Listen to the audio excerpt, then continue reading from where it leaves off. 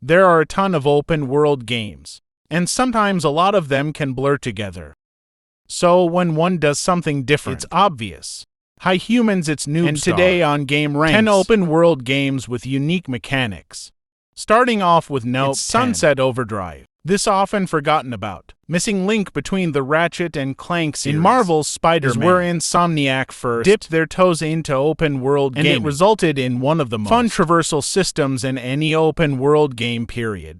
What makes this game so unique is how traversal mechanics are central to the experience. In most games, movement abilities are just for getting around. But in this game, movement and combat are intertwined. You just can't have one without the other. I mean, Spider-Man's web slinging is a unique mechanic, and another great example of traversal. But we kinda all know Spider-Man and what Spider-Man does. Sunset Overdrive is just like, when you want to talk unique, this is Insomniac's unique traversal game, and on paper, it doesn't really sound unique. You can grind on rails, phone lines, bounce on cars, run on walls, glide on water. There's a lot of moving around, and it's all fun to do. In contrast, running around on foot is intentionally and leaves you really vulnerable to most enemy attacks, so the game encourages you to be moving with the traversal mechanics at all times. And that's especially true with the combo system, which makes your attacks more powerful. The longer you keep a combo string going, staying on the ground too long makes the combo end. And the best way to fight in the game is to bounce all over the place while fighting enemies. And that's where it's really just something different. It's the layers of stuff that they put together that just make Sunset Overdrive really have a unique identity. Like its humor is more a matter of taste, but its rock-solid mechanics are what really make it an overlooked gem. Those were like the cleanest sewers ever. Not that I'm a sewer expert, but I expected a lot more solid waste. I didn't see a single. And no, 9 is the original Dying Light, which was innovative for quite a few things. Its first-person parkour elevated how moving around an open environment could feel, and the way the game combined different movement with combat. It was a lot of fun, but the thing that really makes it stand out is the day and night mechanics. In most open-world games, the distinction between day and night's pretty thin. Night's basically just day, but everything's uglier and harder to see. Night most open-world games is an annoyance more than anything else. But in Dying Light, it actually means something. For one, it actually feels like night. When it gets dark, it actually gets really dark in the game, and that makes just the basic act of getting around a lot tougher. Zombies get a lot more aggressive at night too, but the main thing to worry about are these zombies known as volatiles, hyper-aggressive monsters for most of the game you want to avoid at all costs. There are rewards for exploring at night though. You get bonus experience for the amount of time you spend outside a safe zone, and any enemies you kill earns double combat experience. There's also night-exclusive airdrops that aren't worth a lot, on top of unique zombies called bolters that you can sneak up on and kill for valuable tissue. Going out at night is a calculated risk. It's a tense experience that can be nerve-wracking, but the skin of your teeth escapes are some of the most satisfying in the whole game. Easily the worst thing about Dying Light is how they neutered the night and took out everything that made the first game so intense and fun. And hopefully, if the series continues, that's something they'll revert on. And no, it is Grand Theft Auto 5 kind of hard not to talk about this one. It's been out for about a decade, and it's easy to forget just how innovative this game was when it came out in 2013. That trailer that saw you switching between multiple characters during the same mission was seriously mind-blowing, and I can't help but be even a little impressed now. Every time I come back to this game, while you switch characters, the camera zooms out and does that whole thing, 'cause your characters are in different places in the world, and comes back on the next character mid-action. No loading screens. It's just cool as hell. It doesn't redefine the experience or anything. You're still basically playing a Grand Theft Auto game in the end. But that's forgivable because it's Grand Theft Auto and not one of the million clones. And B, it's an incredibly cool effect that they put a lot of extra work into, like making it so Michael, Frank, and Trevor all have unique things they're doing. When you select them, makes it seem like these characters have lives, and that just brings you into everything much more. In my opinion, characters aren't waiting around. You find them in the game world, and they're reacting. If they're seeing something or doing something that could have easily been left out of the game, it would have been just fine. But little details like just make the world much more immersive and alive. Switching characters mid-mission, also a great addition that allows for some really fantastic heists, and I'd say they managed to use it to its full potential. Hint Rockstar Grand Theft Auto 6 You can play the same mission 3 times and see things completely differently from each character's perspective. It's also just really good for the pace of certain missions and makes them way more interesting. But just having characters to play as in an open-world game was like innovative itself at the time. But the brilliant way that Rockstar implemented it made it really unique. Like a couple Watch Dogs sequels down the line, they tried multiple characters there too, but it just didn't have the same impact. And none of those characters felt truly alive the way these 3 did. And no, 7 is Middle-earth. Shadow of Mordor. You can't have a list like this without bringing the Middle-earth Shadow of Blank games and their famous Nemesis system, because it's just such an interesting system that a lot of other games have attempted to copy. Like I'm looking at Assassin's Creed specifically, but there's nothing quite like it out there. That might be partially because WB literally patented the system, so I think other devs are a little afraid of using it. But ignoring that, it's a really cool system that adds a lot to the game. The whole thing lives and in this menu called Soren's Army. You get an organization, chart of the orc hierarchy in a region. All of them are randomly generated. They have their own traits, strengths, weaknesses, etc. And to learn how to defeat the tougher orc bosses, you have to interrogate lower level orcs, and when you fight these tougher guys, sometimes they'll come back for revenge, with new traits that are based off how you killed them. And that's really what makes the system so fun. It manages to tell a story through these randomly generated gameplay mechanics. Orcs don't just remember if you kill them, they also remember when they killed you, or if you ran away, or some other permutation of events. And things only get more elaborate when you're able to mind control orcs. In the second half of the game, the sequel Shadow of War manages to build on the system in almost every way, and it really is a sight to behold, in my opinion. But the original game was where the innovation came from. They're both solid games, as long as you're not obsessed with Tolkien lore. Because, I mean, if you want accuracy to the source material, these games will probably make your head explode. But as open-world action games with a unique mechanic, they are solid. And no, 6 is Watch Dogs Legion. I actually mentioned this in the Grand Theft Auto point, because it's not actually the same thing as Grand Theft Auto, and the underlying idea is pretty unique. The execution leaves a little bit to be desired, but here the play is anyone mechanic is what I'm talking about. And it was kind of a big swing for Ubisoft, who is usually pretty risk-averse, rather than having a fixed protagonist like the previous 2 games. And you know, in pretty much every other open-world game, without a character creator, in Legion there's no single protagonist, except the game starts you off with a random generated character. And from there, it's team building that is on the agenda. In the previous Watch Dogs games, scanning the NPCs was mostly just for fun. But in this game, it gave you their stats, their web of connections, and their unique abilities. Literally anyone you could see on the street could be recruited through a randomly generated mission, and they'd become a playable character, even seemingly pointless like ones, little old ladies, or guys pretending to be statues. You can understand why I would call that unique.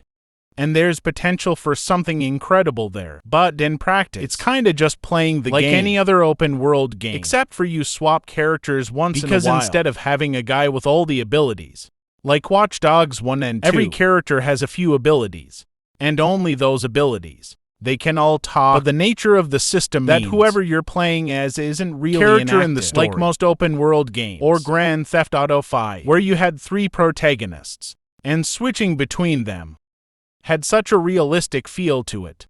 Even though, there's no actual realistic standard for inhabiting a different person's body. For a while, mostly you're just taking orders, and it's a less interesting narrative for it. So this is an example of a unique system that turned out to be more than a hop, skip, and a jump away from perfect. Let's say now, if this game did get a sequel, and they really put the time into it genuinely, it could be a fairly revolutionary system, but it needed more time in the oven. And no, 5 is the State of Decay combining series, open-world gameplay, survival mechanics, and a base-building strategy layer. There's nothing quite like these games. There's plenty open-world of open-world survival games with zombies, but those are always about keeping character alive, and State of Decay is more about building a community. It kinda feels like Zombie X in an open world. You got a base with rooms that can be built that give your community various benefits. You got multiple characters with different skills. They get tired, and you have to swap out between them. They can die permanently too if you're not careful. Morale to worry about. There's food, basic supplies, and even though you're only directly controlling one character, it just feels like something different. The second game takes all those ideas introduced in the first game, gives you a bigger map with more characters and other survivor groups to contend hand with, and that makes the strategic options much more expanded in comparison to other open-world games. The actual combat and movement can feel a little stiff and unrefined. It's such an interesting series that the shortcomings are actually pretty easy to overlook. For being relatively small games, they're ambitious as hell, and they mostly deliver on the ambitions too. At No. For his Gravity Rush, there's plenty of open-world superhero with movement powers, traversal powers. I mentioned Spider-Man. Back in the Sunset Overdrive point, the Gravity Rush manages to just stand out on the strength of its central mechanic. Instead of being able to fly, or swing on webs, or jump really far, or whatever, the main character of Gravity Rush can control gravity. At any point, you can just press a button to hover in place, and then with another press, you'll reorient gravity to whatever direction you're facing. So instead of flying, the game's about falling with style, like the Buzz Lightyear thing. It's set on this bizarre city, around a gigantic pillar, in the middle of an abyss. The game gives you a world perfect for the unique powers you get. You're not just fighting enemies on ground. You're flying to the air, getting into combat on the side of buildings, and exploring the world in a disorienting, but weirdly intuitive way. Pretty much everything about this game feels like a game made on a different planet. It's incredibly polished, rarely sticks to open-world conventions. The sequel doubles down on the first game's eccentricities, which might be a positive or a negative, depending on your tolerance for weirdness, frustrating mission objectives. But the mechanical improvements are great, like this ability, where you can tilt gravity and turn the entire world into a big slide. It's really a unique and awesome game. And number 3 is Driver San Francisco. Before working on the first Watch Dogs game, the devs at Ubisoft Reflections decided to take the mostly dead Driver franchise and radically transform it into something unique. I really can't think of a major Ubisoft release that's quite as weird or takes as many risks as this game. It's just really unique. How bizarre. The whole thing gets set in an open San Francisco. Obviously, the start of your game has your main guy get in a car accident, and almost the entire rest of the game is a coma dream. Like seriously, it's a dream-like. And that's basically to explain the game's main mechanic, which is shift. So with shift, you can instantly zoom out of a car and possess another car. There's almost no limits to how you can use this power, and it would make literally zero sense if it weren't a dream. You can also just use and abuse it on missions. So crash your car in a chase light, possess another car, and quickly catch up. If you're in a race, you can possess cross-traffic and ram headfirsting your rivals and eliminate them, or position buses to block roads. The whole thing's seamless, really intuitive, and really fun. The game story, of course, is bizarre, but surprisingly engaging. The whole shift mechanic is one of the unique abilities in an open world game. While Watch Dogs kind of has powers like this, the way it's implemented here is a lot better. And no, to his Death Stranding. Coming from the mad mind of Hideo Kojima, Death Stranding has so little with your standard open world game. It almost feels like it belongs in a different genre, like perhaps maybe a Strand game. It's the first of its kind. It's an open world game. It's just a really weird one. Like it's not really a survival game. And you could kinda say it's only kind of an open world game. But obviously, it's an open world game. That doesn't mean everything about it is unique. From the traversal system to all the weird stuff you can do in the safe house. But believe it or not, what I want to focus on here is the social strand system. It's this game's version of asynchronous multiplayer, but how it's implemented is just nothing like anything else. At its most basic, you can accumulate likes from NPCs and other players. And the more likes you get, the more you'll see items and structures from other players appear in your environment, which makes getting around the world easier. Building stuff is expensive, but you don't have to do it all by yourself. If you accumulate likes from building that appear in other players' worlds, you'll start to see things built by other players you've formed a connection with by liking their things. It's mysterious, and it's not really fully understood, but it encourages players to help each other even if you don't physically see other people. With all that said, it's really weird. That's the thing. That's Stranding. Really totally its own thing. It's got a really bizarre story, and somehow more bizarre mechanics. And finally, one is the Outer Wilds. Most of the time, games with unique or untested mechanics can feel half-baked or undercooked. Making games that work is tough enough, but trying to make something that's both fun and novel can be almost impossible. The Outer Wilds is one of those that manages to hit players with a unique mechanic and explore it in every possible way and have it work. The basic premise is simple but ingenious. The Outer Wilds. The solar system is about to end. In 22 minutes, the sun goes supernova and destroys everything. And that'd be a pretty short game if things ended there. So time always resets back to the start of the day. Anytime you die, it's up to you to explore the small planets in the solar system. Find a way to survive the inevitable end of everything. And if that sounds a little similar to Legend of Zelda, I think it's worth mentioning that game, as well as separating it from this one, because the time limit is real time. That 22 minutes is 22 minutes. It's not 72 hours compressed into 54 minutes, like Majora's Mask. It's 22 minutes still.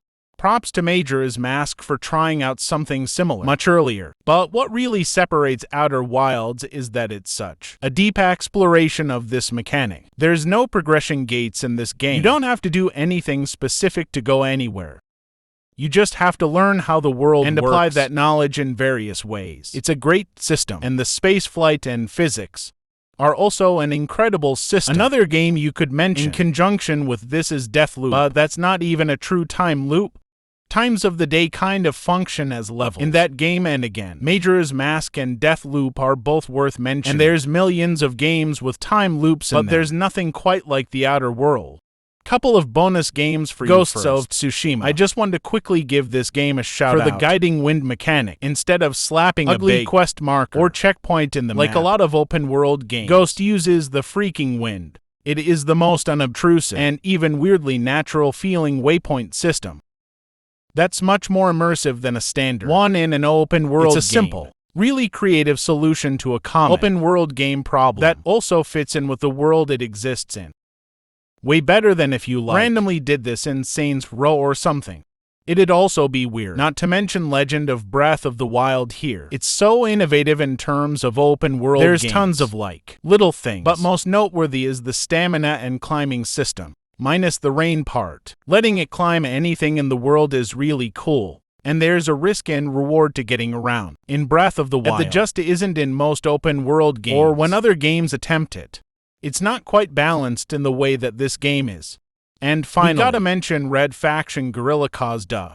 We mentioned this game too much to include it in the main list. Like, this game clearly holds a special place in all of our hearts here. Gamaranks, and there's not much left to say. The destruction mechanics in this game turn what would otherwise be a pretty open-world shooter into this all-time classic, where the mechanic builds into the world and the story and everything in such a way that between the world itself and the mechanic, there's nothing else like this game. The sequel ditched the open world, and it was all the worst because of it. And nobody else has really done this since. I don't understand why. Like, it's 2023. It's been enough time for somebody else to do this, and maybe even do it better. The current owners of the Red Faction franchise, Deep Silver, man oh man guys, if you're hearing this, make us a new Red Faction Guerrilla. If you guys could basically make a Red Redemption for Red Faction Guerrilla, that'd be nice. And that's all for today.